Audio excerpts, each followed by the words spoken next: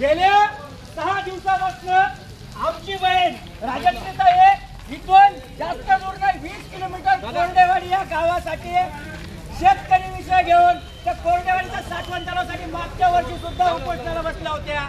त्यावेळेस प्रशासनाने गांभीर्याने दखल घेतली नाही। या वर्षी सुद्धा आमची बहीण तिथं मरायली।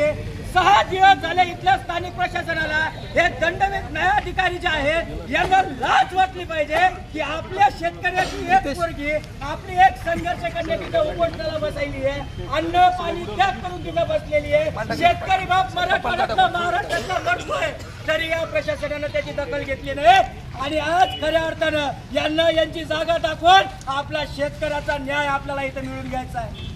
शेतकरी हतबल झालेला आहे। मराठवाड्याच्या शेतकऱ्याला महाराष्ट्रातल्या शेतकऱ्याला आसमानी संकटापुढे झाडाला लटकून घेतल्याशिवाय पर्याय राहिला नाही।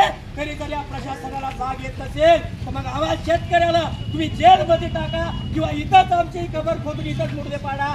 तशाही आम्ही हतबल झालेलो होतोय, तशाही आम्ही लटक होतोय। मग आता या प्रशासनाला आम्हाला मारायचं आहे का? आमच्या बहिणीचा बळी घ्यायचा आहे का? हा प्रश्न मला सगळ्या पत्रकार बांधवांना सांगायचा आहे।